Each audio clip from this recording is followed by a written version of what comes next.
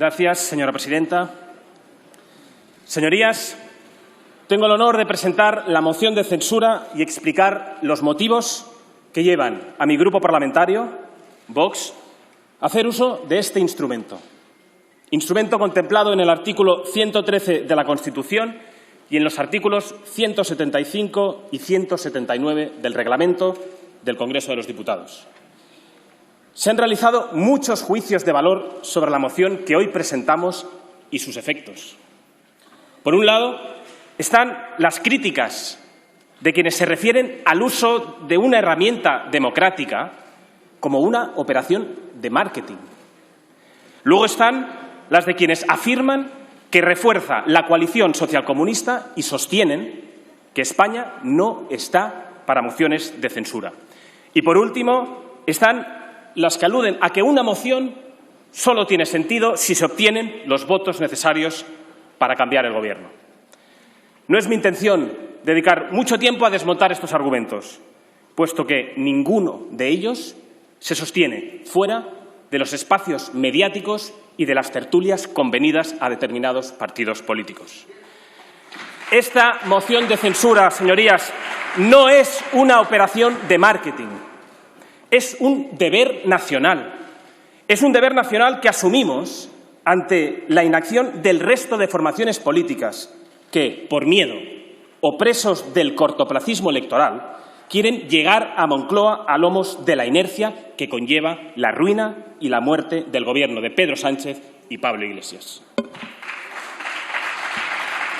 Esta moción, señorías, no refuerza al Gobierno socialcomunista.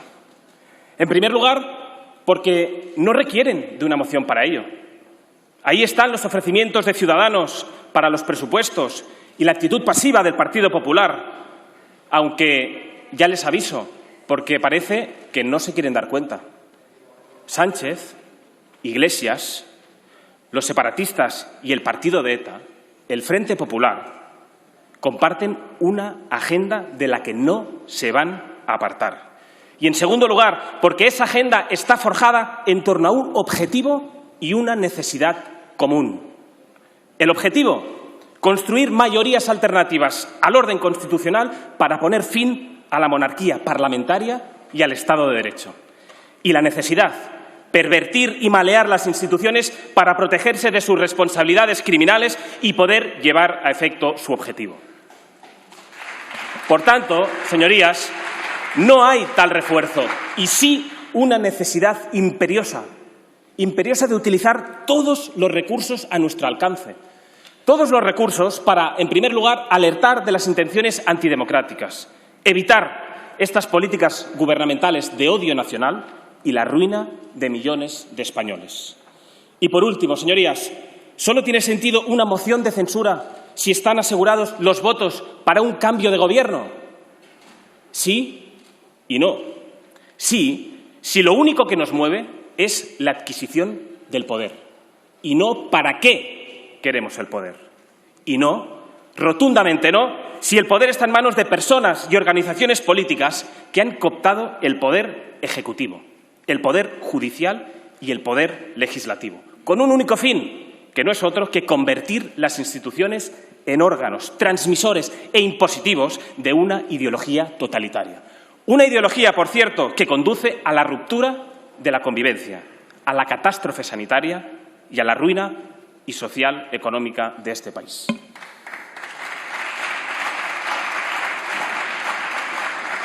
Pueden pensar que está muy bien lo que exponemos, pero que vamos a perder.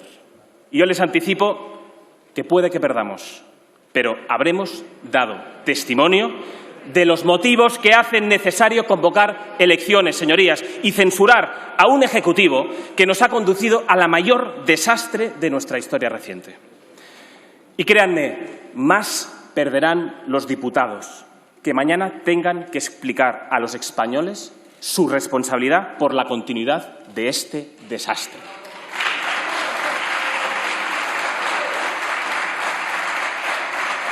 Las mociones de censura sirven para cambiar gobiernos, pero también sirven para dejar constancia en la sede de la soberanía nacional de la falta de la confianza de los diputados en el Gobierno, así como expresar el malestar que asola a la nación y, además, la posibilidad de una alternativa. Una alternativa que ofrezca a los españoles un camino distinto a la resignación. Señorías, ninguna moción ha tenido tantos motivos como la presente. Si comparamos esta con las anteriores, no hay ninguna duda de ello. En 1980, el Partido Socialista presentó una moción de censura contra el gobierno de Adolfo Suárez. España, entonces, tenía un crecimiento del 1,2%, una deuda del 16,5% y un paro del 10,6%. En 1987, el Partido Popular presentó una moción de censura contra el gobierno de Felipe González y España, entonces, tenía un crecimiento del 5,5%, una deuda del 43,1% y un paro del 19,7%. En 2017, Podemos presentó una moción de censura al gobierno de Mariano Rajoy y España, entonces, tenía un crecimiento del 2,9%, una deuda del 98,6% y un paro del 16,6%. En 2018, el PSOE también presentó una moción de censura al gobierno de Mariano Rajoy y España, entonces, tenía un crecimiento del 2,4%, una deuda del 97,6% y un paro del 14,4%. Hoy, cuando Vox presenta esta moción al gobierno de Pedro Sánchez y Pablo Iglesias, España, señorías, tiene un desplome del Producto Interior Bruto cercano al 18%, una deuda que ya supera el 110% y un paro que, según las mejores estimaciones, superará ampliamente el 20% antes de terminar el año. Los peores datos, señorías, desde la tan añorada por la izquierda guerra civil. Y estos son motivos suficientes. Pero es que, por desgracia, señorías, no son los únicos. Ni los grandes maquilladores de los que dispone este Gobierno son capaces de ocultar este drama social para los españoles. Un drama que ustedes están tratando como si de un guión de película B se tratara. No pierda el tiempo, señor Iglesias, viendo más series. Porque han hecho ustedes de España una serie en la que cada temporada es peor que la anterior. Más muertos, más miseria, más intrigas palaciegas, más políticos en palacio y más agentes encubiertos al servicio de terceros países. Y como en cualquier serie política o mafiosa, todo a costa del sufrimiento del español corriente. La primera temporada de este horror que viven los españoles empezó con una gran estafa, con un fraude electoral. Sí, señorías del PSOE, su partido fue el más votado en las últimas elecciones, pero sufrió un claro retroceso electoral, igual que sus socios de coalición, Podemos, que solo podían traer pobreza, cartillas de racionamiento, la falta de democracia y, sobre todo, desigualdad.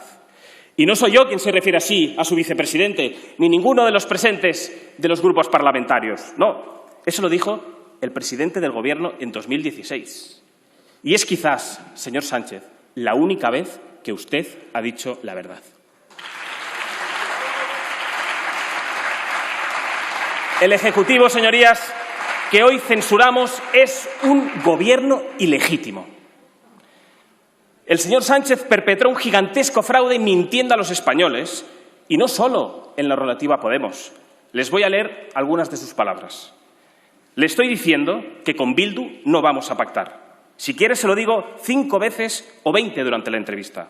Con Bildu, se lo repito, no vamos a pactar. Otra. Si hubiera aceptado las exigencias de Pablo Iglesias, hoy sería presidente del Gobierno. Pero sería un presidente que no dormiría, como el 95% de los españoles, incluido votantes de Unidas Podemos. Y otra. Vamos a incorporar un delito en el Código Penal para evitar los referéndums ilegales como el de Cataluña. Y otra más. Me comprometo a traer a Puigdemont de vuelta a España y que rinda cuentas con la justicia. ¿Y para qué quería traer al golpista Puigdemont? ¿Para indultarle? En fin, todas estas frases que he leído las pronunció el señor Sánchez antes de necesitar los votos de comunistas y separatistas para que le hicieran presidente del Gobierno. No le importó, señor Sánchez, la unidad de España, ni la prosperidad económica de los españoles, o los cientos de personas asesinadas por la banda terrorista ETA, con tal de colmar su ambición de poder. Es usted, señor Sánchez, el símbolo de la mentira y del fraude. Llegó usted a la presidencia del Gobierno mintiendo a los españoles y ha hecho de esta práctica su forma de gobernar. Y una vez obtenido el Gobierno, ¿qué hicieron ustedes? Formar el Ejecutivo más progresista de nuestra democracia. Sin duda, es un hecho innegable. En ningún gobierno han progresado tantas personas como en el suyo. Son tan generosos con el dinero ajeno, que hasta antiguas direcciones generales las elevaron a ministerios, como por ejemplo el Ministerio de Consumo. Así, hasta 18 ministerios, 4 vicepresidencias con sus correspondientes asesores. Son el gobierno que ha traído la ruina y la muerte y además el gobierno más sobredimensionado y más caro de nuestra democracia. Pero no solo son el gobierno más derrochador, también son los primeros en traer en su Consejo de Ministros a un matrimonio o pareja. Hasta tal punto ha llegado la inspiración bolivariana que han imitado a Nicaragua, donde presidente y vicepresidente son marido y mujer. Y eso, señorías de Podemos, que venían a regenerar la democracia, ¿verdad? A cambiar las cosas era, a representar al pueblo. Pero al final, los únicos que han quedado bien representados son todos ustedes.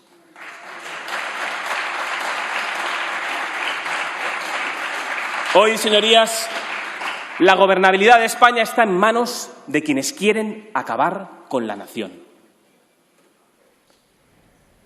A los partidos separatistas el futuro de los españoles les importa un comino, como declaró una diputada de Esquerra Republicana en esta misma tribuna. Otros, como un diputado del partido de ETA, son más explícitos y afirman, y cito literalmente, que operan en política ante cada escenario pensando en cómo debilitar y acabar con la Constitución. Usted, señor Sánchez, está gobernando con golpistas y con testaferros de asesinos en serie. Y esto es así, señor Sánchez. Con formaciones políticas que no deberían tener cabida en nuestro sistema político. Pues la protección de la democracia, señorías, solo es efectiva cuando la unidad de la nación está garantizada.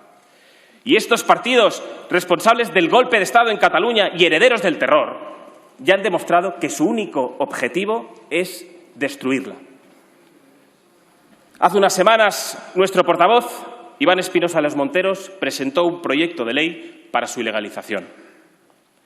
No tiene razón de ser que los españoles sufraguen con sus impuestos a aquellos que quieren romper la igualdad y dividirlos en función de su lugar de nacimiento. Todo ello recurriendo a la represión, cuando no a la violencia o a la muerte civil de catalanes o vascos que aman y defienden su patria chica de delincuentes metidos a políticos. Solo Vox y una vez más Vox votó a favor. El resto de la Cámara optó por mantener el actual statu quo. Libertad de los separatistas para atemorizar, fomentar el enfrentamiento y prevaricar. Ellos protegidos y el pueblo abandonado. La existencia de partidos separatistas, señorías, es una grave anomalía democrática, impensable en muchas de otras naciones europeas.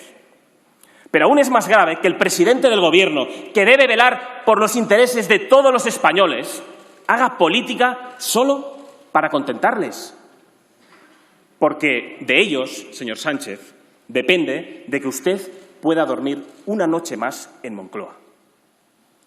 La mesa de negociación es un episodio más de la negra historia del Partido Socialista. Es un fiel reflejo de la trayectoria de una formación política que ha participado en todos y cada uno de los sucesos oscuros de nuestra historia reciente, incluido, sí, el golpe de Estado de 1934.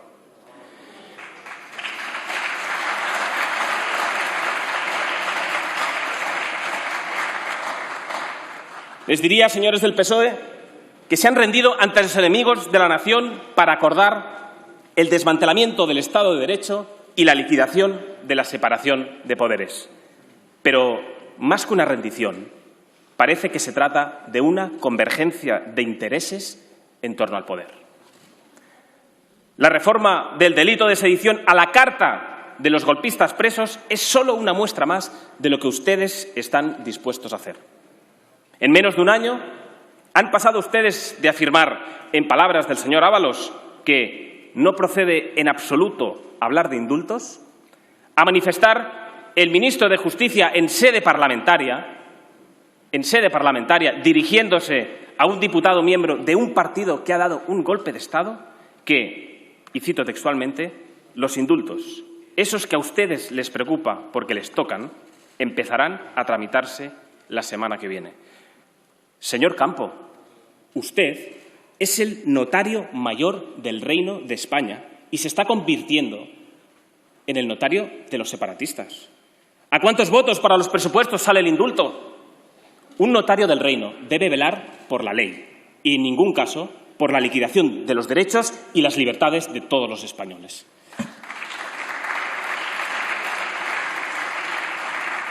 ¿Cómo es posible, señorías, representantes de la soberanía nacional, que ante la alianza de un gobierno con separatistas no voten a favor de esta moción de censura?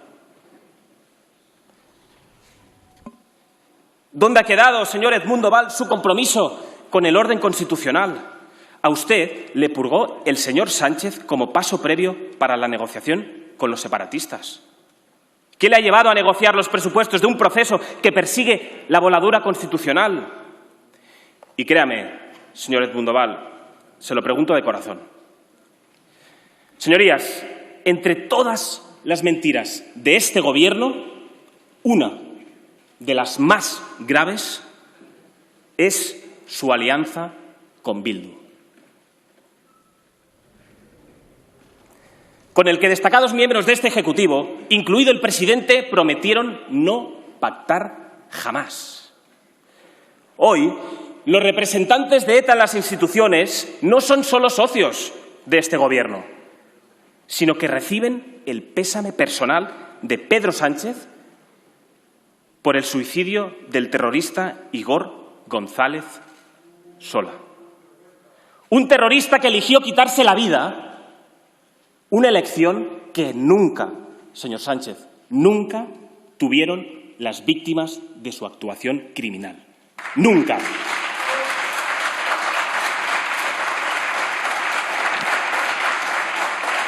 Y no seré yo quien le llame miserable, no. Pero las acciones hablan por usted, señor Sánchez. Hablan por usted.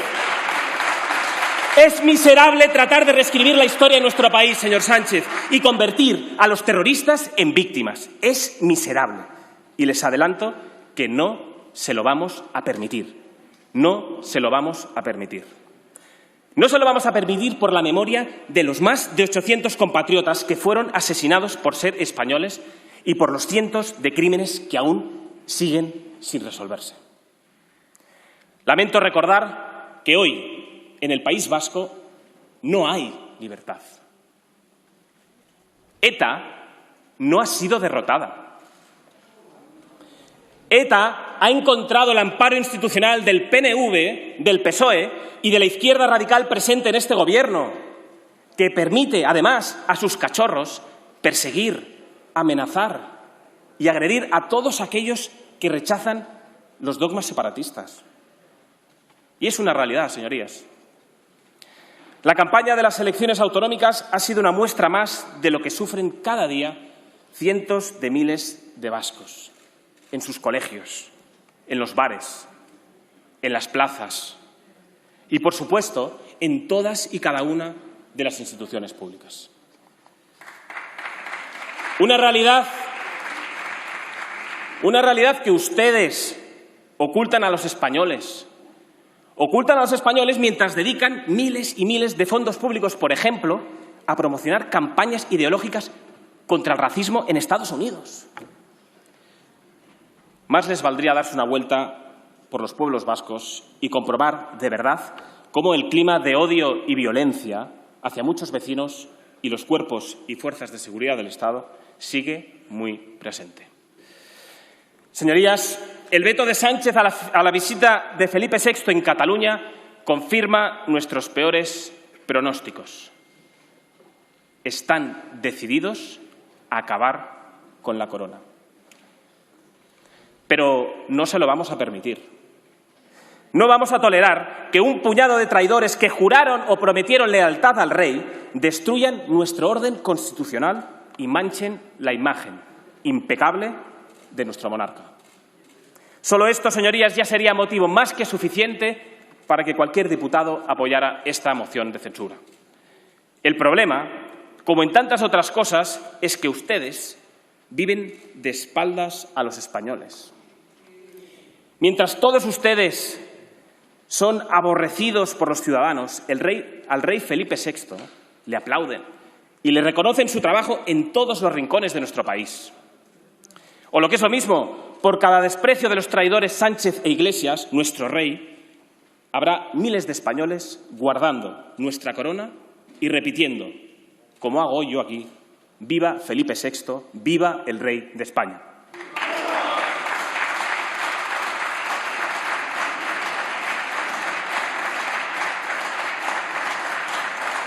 Señorías, nosotros hemos entendido que una fase necesaria del plan para la destrucción de la monarquía parlamentaria consiste en la eliminación de la oposición.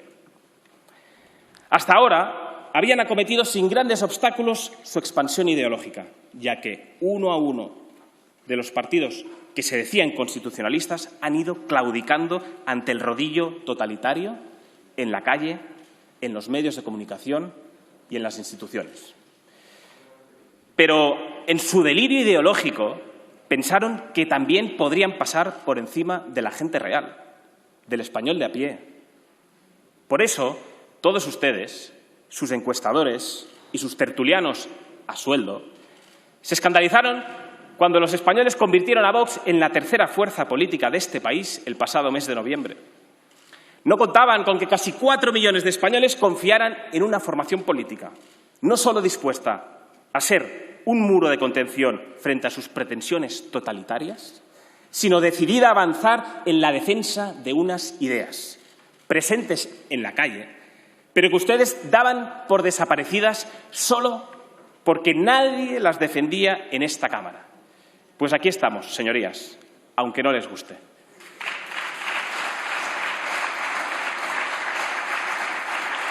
Y como saben, además, que somos la verdadera amenaza a su plan de derribo de las instituciones, han puesto en marcha una maquinaria de violencia contra Vox.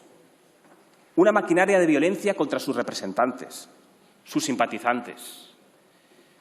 Y esta espiral de violencia comenzó cuando Iglesias, hoy vicepresidente del Gobierno, declaró la alerta antifascista tras el éxito de Vox en las elecciones andaluzas de 2018.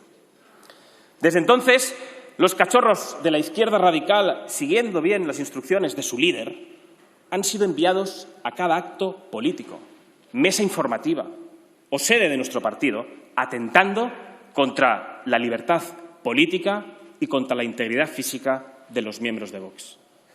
Pero el señor Iglesias no se conformó con esa llamada a la violencia. Y hace pocas semanas, como vicepresidente que hoy censuramos, traspasó cualquier barrera moral imaginable. En esta misma tribuna, señor Iglesias, después de llamar héroes de la patria a asesinos y violadores de todo el mundo, afirmó: nuestro pueblo, como en el siglo XX, se quitará de encima la inmundicia que ustedes representan. Esas palabras, señor Iglesias, demuestran que usted vive en otra época y le convierten en responsable de cada una de las amenazas, de los insultos, de las pedradas y agresiones que los representantes afiliados o simpatizantes de Vox han sufrido en la calle, sufren o sufrirán, señor Iglesias.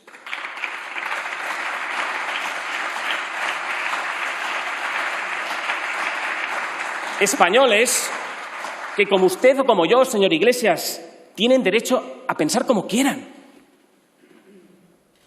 La próxima vez, hágame caso, que quiera dar lecciones de democracia, si quiere, vaya a dárselas a sus amigos etarras de las Herrico Tabernas, porque aquí no necesitamos ninguna lección de quienes tienen como práctica política la eliminación del disidente.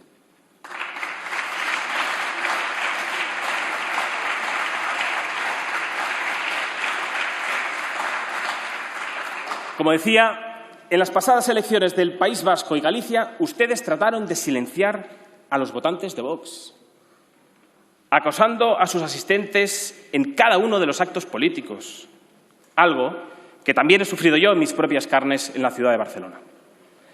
No fueron unas elecciones libres.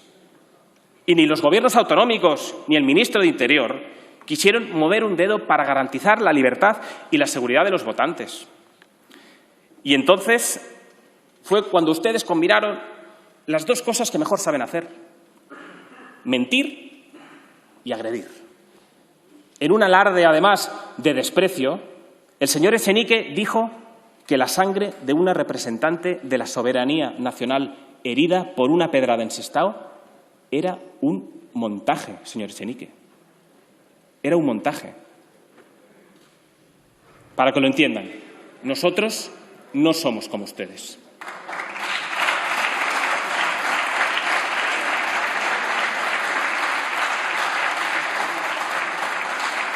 ¿Ha encontrado ya, señor Iglesias, el parte policial de aquellas supuestas amenazas que recibió en Asturias? Me alegro, de verdad, que no fuera más que una de sus mentiras. Pero me apena y me preocupa, sin embargo, que una persona con tan pocos escrúpulos como usted sea hoy vicepresidente de nuestra nación. Y solo esto, señorías, sería motivo más que suficiente para que cualquier diputado apoyara esta moción de censura. Cada vez que ustedes lanzan a una panda de desalmados contra un miembro de Vox, como le ocurrió, por ejemplo, a nuestro compañero Rubén Pulido la semana pasada, se alejan un paso más de la realidad de los españoles. Cuando los representantes paseamos por la calle, paramos en una gasolinera o entramos en un bar, no nos insultan, créannos, se acercan a darnos las gracias por nuestro trabajo y a pedirnos, sobre todo, que no demos ni un paso atrás en la defensa de sus ideas. Señorías, como ya he dicho, este es un gobierno nacido del fraude y la mentira y con un plan de derribo de las instituciones y el Estado de Derecho. Y este plan se ha acelerado con la llegada del virus chino. Este gobierno es responsable de la peor gestión de la pandemia en todo el mundo. Vox lo avisó desde el principio, pero es algo que ya han acreditado países de todo el mundo. Desaconsejan venir a España y nos ponen como ejemplo de lo que no hay que hacer.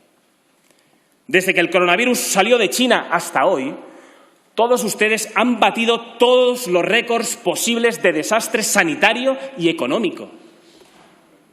Y no solo por su ineptitud, sino porque nunca ustedes han pensado en proteger a los españoles. Solo piensan en mantener el poder y llevar adelante su agenda totalitaria. Y solo esto, señorías, ya sería motivo más que suficiente para que cualquier diputado apoyara esta moción de censura. Su obsesión ideológica abrió las puertas de par en par al virus chino. Y no podía ser de otro modo. Si no les preocupan los problemas de los españoles, ¿cómo iban a protegerles, verdad? La pandemia entró en España con las puertas abiertas de par en par por un gobierno obsesionado con la implantación de su agenda ideológica y completamente desatendido de los problemas de los españoles. Y cuando ya teníamos al virus metido en casa, el Gobierno puso en marcha su maquinaria mediática a trabajar para transmitir una sola idea: nadie podía prever la llegada del virus chino a España. Y otra vez mentían.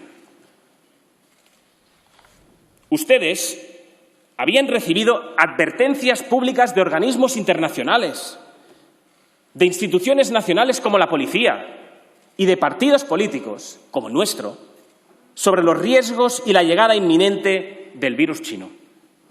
Incluso ustedes, señorías del Partido Socialista, preguntaron en la Comisión Europea sobre las medidas que tomarían ante la, cito textualmente, más que probable introducción de la COVID-19 en la Unión Europea. Usted, señor Sánchez, tenía la información, la ocultó y luego dijo que no se podía saber. No se podía saber el 31 de enero, cuando Fernando Simón, el portavoz tras el que usted ha ocultado todas sus vergüenzas, dijo que en España no habrían más de 1 o 2 casos de coronavirus. Pese a que ya se había declarado la emergencia internacional de salud pública y ya muchos, por ejemplo, habíamos pedido controles en aeropuertos y ustedes, como les he dicho, ya habían preguntado a la Comisión Europea. No se podía saber el 13 de febrero, cuando el ministro Illa aseguró que no había riesgo para la salud pública e ignoraron las peticiones de partidos como Vox, les hicimos para aumentar, por ejemplo, los controles en frontera, pese a que luego se ha demostrado que ya en febrero hubo miles de contagios por personas infectadas que entraron en España sin ningún control. No se podía saber tampoco el 25 de febrero, cuando también el ministro de Sanidad afirmó que no tenía ningún sentido llevar mascarilla, pese a que, posteriormente, el ministro ha reconocido que desaconsejó durante semanas su uso porque eran incapaces de garantizar su abastecimiento, no porque no fueran necesarias. A propósito, señor Illa, espero que algún día explique, no a nosotros, sino ante un juez, por qué contrató a empresas sin licencia y con intermediarios que nada tenían que ver con el sector sanitario, la compra de mascarillas por un valor de más de 300 millones de euros, que además resultaron inservibles y a precios desorbitados cuando más falta hacían a nuestros sanitarios, señoría.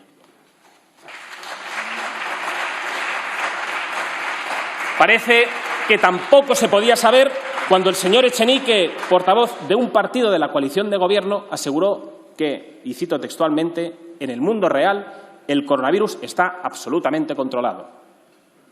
Señor Echenique, hace tiempo que ustedes no viven en el mundo real. Y ha tenido que llegar esta pandemia para demostrar a los españoles que ellos nunca han sido su preocupación. Y por eso, entre otras cosas, queremos sacarles del gobierno. En definitiva, sí se podía saber. Y de hecho, lo sabían. Recientemente, además, veíamos a Fernando Simón escapándose a Mallorca para participar en un programa de aventuras, mientras llamaba irresponsables a los españoles que viajaban en el puente de la Hispanidad. En ese programa, el señor Simón reconoció que el 16 de enero ya empezaron a trabajar intensamente por la amenaza de la pandemia. Es decir, que en enero todos ustedes ya lo sabían. En esa entrevista también afirmó, y cito textualmente, mucha gente no ha muerto por lo que hemos hecho. Pues bien, yo les digo que mucha gente ha muerto por lo que ustedes no han hecho.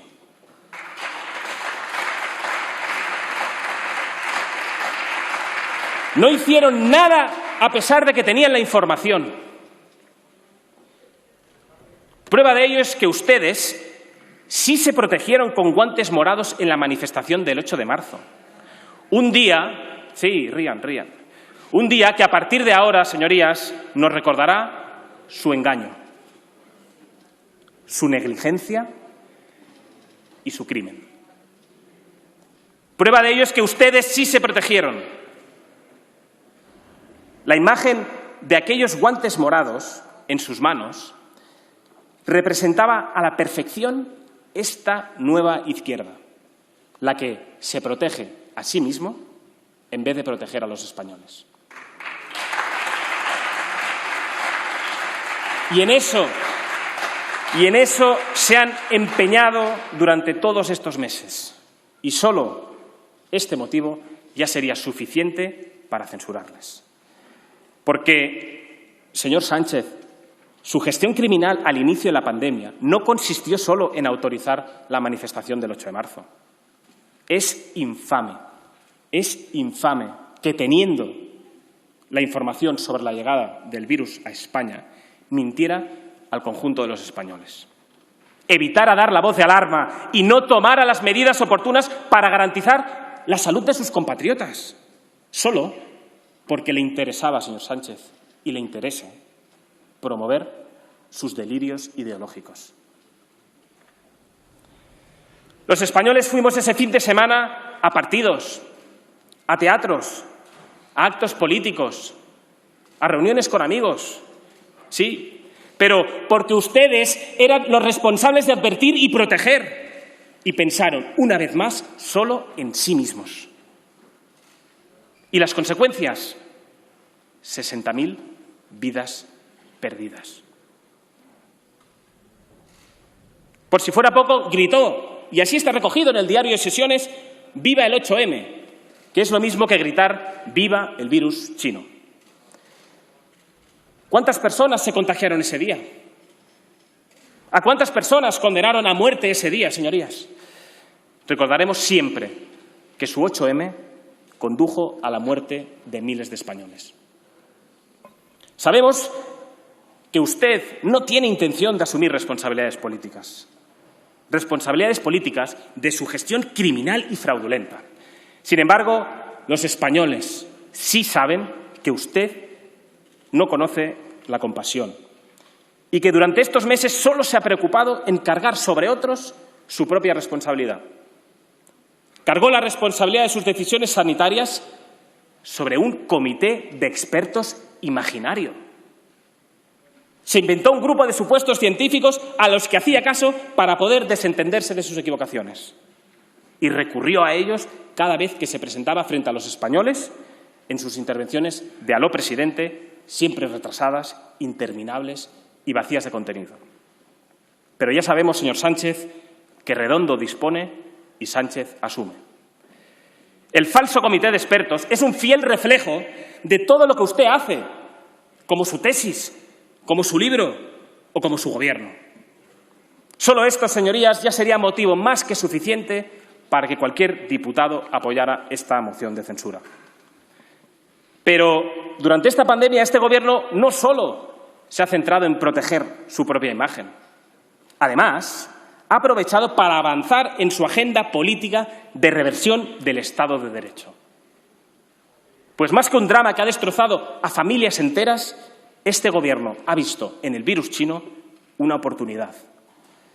Una oportunidad para avanzar en su control de todas las instituciones del Estado. Los españoles muriéndose y ustedes aprovechando la pandemia para meter a un servidor de los tiranos bolivarianos en el Centro Nacional de Inteligencia. En pleno colapso de la sanidad y con las cifras de fallecidos disparadas, ustedes aprovecharon el recién decretado estado de alarma no para garantizar la seguridad en hospitales y residencias, ni para blindar el empleo de los españoles, sino para dar acceso a iglesias y con él a sus tiranos patrocinadores a la información más sensible del Estado. Una España paralizada, plagada de miedo y muerte, y confinada por ustedes, era el escenario perfecto para dar los pasos que no habrían podido dar de ninguna otra forma. Mientras nuestros mayores morían solos, abandonados, sin los cuidados necesarios y sin poder despedirse de sus familiares por culpa de la inacción del vicepresidente Iglesias, el Gobierno trabajaba en la aprobación de una ley, la ley de eutanasia, contraria a las familias y a la necesaria y urgente defensa de la vida.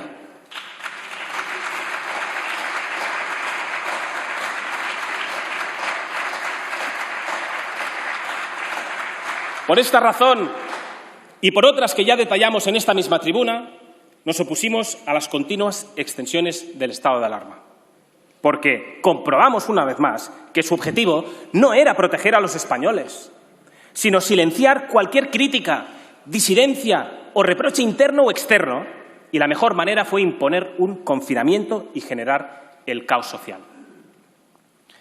En efecto, se han empleado ustedes a fondo en eliminar cualquier crítica o disidencia dentro y fuera de las instituciones. Y solo esto ya sería motivo más que suficiente para que cualquier diputado apoyara esta moción de censura. Señor Marlaska, sabemos que todos ustedes son incapaces de asumir ninguna responsabilidad política por sus actos. Pero usted no debería estar ahí sentado. El motivo que le llevó a cesar, por ejemplo, a un coronel de la Guardia Civil no fue la pérdida de confianza, como usted dijo. El motivo real fue el miedo que este Gobierno tiene a la verdad y a que se destapen todas sus responsabilidades. Necesitan seguir mirando la separación de poderes, porque saben que unas instituciones judiciales independientes son la garantía de la supervivencia del Estado de Derecho que ustedes pretenden abolir. Por eso, la Fiscalía que el señor Sánchez se ufana de controlar ha dado orden de rechazar cualquier querella que atañe a la responsabilidad penal de su Gobierno.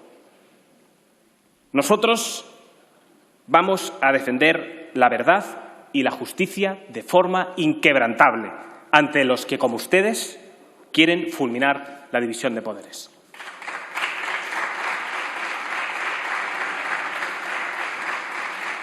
Su Gobierno es el único de los principales países europeos que se ha negado a que estas investigaciones tengan lugar. Y solo este hecho ya les delata. Por eso están tratando de liquidar definitivamente la independencia del Poder Judicial, reformando el Consejo General del Poder Judicial. Su intención de rebajar la mayoría necesaria para renovar sus vocales es un paso más en su plan de infiltración, en todos los poderes públicos. Decía el señor Campo que el objetivo es que el Consejo no sea rehén del bloqueo. Mucho mejor que sea rehén de ustedes, ¿verdad, señor Campo? Pero nosotros tenemos claro que la independencia real del Poder Judicial es la base de la separación de poderes y que, sin esta, no hay Estado de Derecho. Por eso, debemos echarles, para evitar que su pulsión totalitaria se extienda por cada rincón de nuestras instituciones. Este plan también incluye, evidentemente, al Poder Legislativo. Por eso ustedes cerraron el Congreso de los Diputados y redujeron la actividad parlamentaria a sus paseos quincenales. Paseos quincenales por esta Cámara a la que venían a extender el estado de excepción encubierto, apoyado, cómo no, con el apoyo de sus cómplices habituales. Por eso, ordenó monitorizar las redes sociales y controlar los mensajes de enfado e indignación con este Gobierno, que los españoles, cómo no, compartían en ellas. Y por eso usted les puso un bozal a los medios de comunicación, compró las portadas de todos los grandes medios, llenó la televisión pública de activistas de extrema izquierda, eso sí, que hacían pasarse por expertos, y sobornó a las principales cabeceras con millones de euros públicos, que necesitaban los españoles. Todo esto a cambio de que los medios sumisos y necesitados de su financiación ocultaran la realidad del virus chino en España y blanquearan su gestión. Salimos más fuertes, podíamos leer en las portadas. Y es verdad, ustedes salieron más fuertes y más protegidos. Los españoles, más débiles y más desamparados. Solo esto, señorías, ya sería motivo más que suficiente para que cualquier diputado apoyara esta moción de censura. Señorías, si existe un drama comparable en su magnitud a la catástrofe sanitaria, es la gravísima crisis económica que este Gobierno ha provocado. Somos el país que ha sufrido una mayor caída del Producto Interior Bruto en todo el mundo. Somos el país de Europa en el que se han destruido más empleos, con una tasa de paro que va a superar el 30% si esta moción no sale adelante. Presentaron ustedes una falsa dicotomía entre proteger la economía o la salud y no han sido capaces de salvar ninguna de las dos. A día de hoy, miles de españoles siguen llamando a las oficinas del paro para saber cuándo cobrarán los ERTEs. Españoles que llevan meses con sus sueldos drásticamente reducidos, cada vez más asfixiados, si no ahogados ya, por un gobierno que desde el principio se negó a nuestra propuesta. Una propuesta que lo que pretendía era proteger las rentas de los españoles para que las familias a las que ustedes no dejaban trabajar pudieran subsistir. ¿Qué pensarán todos esos españoles cuando escucharon a la ministra de Trabajo afirmar que todos los españoles habían cobrado los ERTEs? Se lo digo, seguramente vergüenza y rabia porque ustedes les estaban mintiendo en la cara.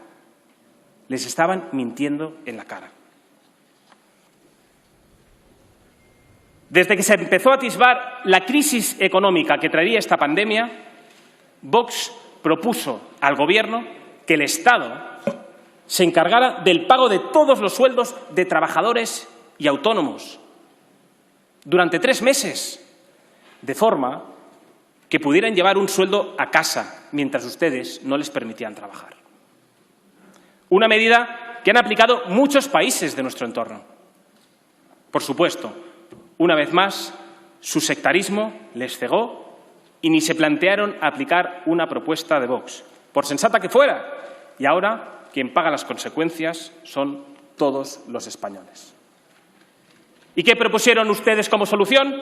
La aprobación exprés del ingreso mínimo vital. Esa fue su solución, pero no al sufrimiento y la penuria de los españoles, sino a la imagen cada vez más deteriorada que estaban dando todos ustedes dentro y fuera de nuestras fronteras por su ineptitud y por su negligencia. Un ingreso mínimo que se esforzaron en publicitar a bombo y platillo como la salvación de los españoles, a los que ustedes mismos habían colocado en la situación de vulnerabilidad. La realidad es que ni tan siquiera se han revisado más de la mitad de las solicitudes de quienes pidieron ayuda y que no ha solucionado la vida de nadie. Eso sí, contaron con el voto a favor de todos los grupos presentes en esta Cámara, menos el nuestro. Porque Vox está a favor de un ingreso mínimo temporal. Un ingreso mínimo temporal, sí, pero no a costa de los contribuyentes, sino de ustedes y de la eliminación del elefantiásico chiringuito que ustedes se han montado, en el que ustedes progresan mientras los españoles se empobrecen.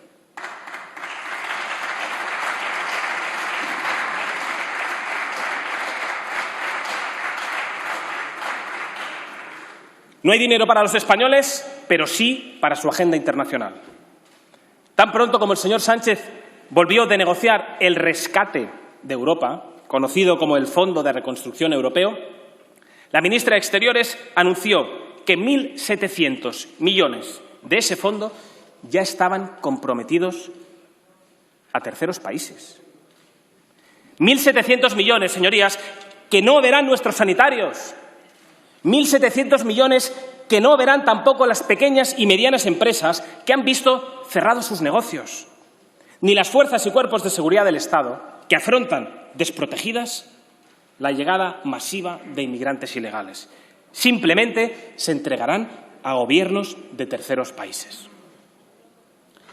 Este gobierno ha traído la ruina, la miseria y la pobreza, como llevaron sus ídolos socialistas allá donde fueron en el pasado. Su prioridad ha sido protegerse. Por eso han tratado de desviar la presión del pueblo español, que cada vez les asfixiaba más, imponiendo, por ejemplo, el estado de alarma sobre Madrid, una medida tiránica que han justificado, además, con datos falsos y desactualizados. Solo esto ya sería motivo más que suficiente para que cualquier diputado apoyara esta moción de censura. Pero no han engañado a los españoles con sus juegos de trilero. Por eso se echaron a la calle el pasado 12 de octubre exigiendo lo mismo que hoy queremos representar, la necesidad de que salga del Gobierno todos ustedes lo antes posible.